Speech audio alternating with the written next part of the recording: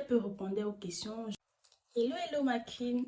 J'aimerais te parler aujourd'hui à cœur ouvert de mon histoire, des frustrations que j'ai eues quand j'ai commencé à exercer le métier de designer d'intérieur. Déjà, il faut savoir qu'aujourd'hui, je vis à 100% de ce métier et qu'à la base, j'ai commencé de zéro, vraiment de zéro, parce que j'ai fait des études en informatique.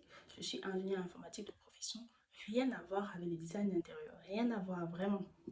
En fait, quand j'ai commencé à exercer le métier de design intérieur, j'étais toute seule. Je suis en Allemagne et je ne connaissais aucun décorateur ou designer d'intérieur en Allemagne. Du coup, j'étais seule. J'avais même l'impression qu'il n'y en avait pas. Du coup, je me suis retournée en fait vers les décorateurs designers français.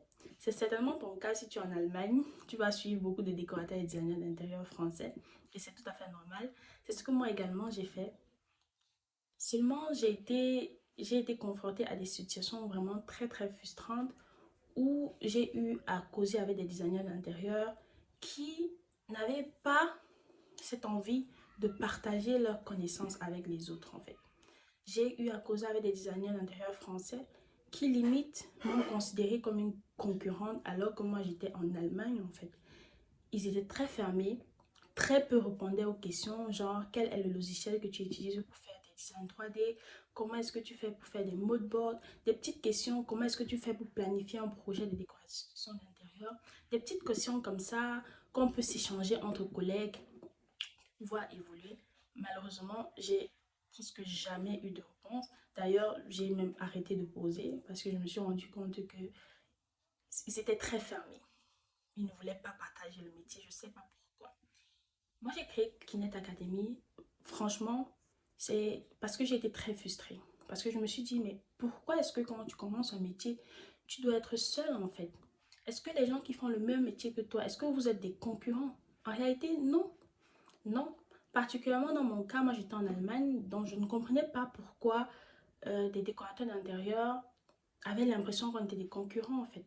C'est juste dommage en fait que on ne puisse pas se partager des astuces, qu'on ne puisse pas se partager des tips, tout simplement se soutenir. C'est tout simplement dommage. Moi, j'ai créé la Kinect Academy, mais clairement, je le dis aux membres de la formation professionnelle, vous n'êtes pas en concurrence. Vous êtes des collègues, d'accord, mais vous n'êtes pas en concurrence. C'est bien de se mettre ensemble parce que ça va permettre non seulement de se motiver, mais aussi d'échanger entre nous en fait. Quand tu rencontres quelqu'un qui a de l'expérience et qui peut partager sa petite expérience avec toi, c'est un gros atout. C'est un très gros atout et je sais de quoi je parle.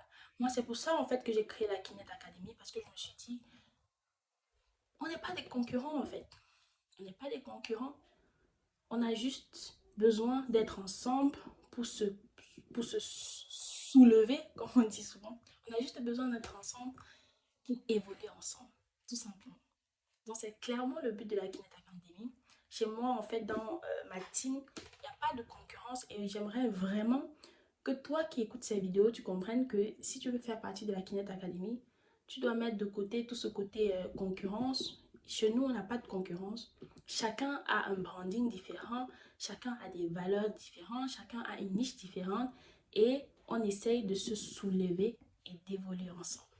Voilà, c'est tout ça.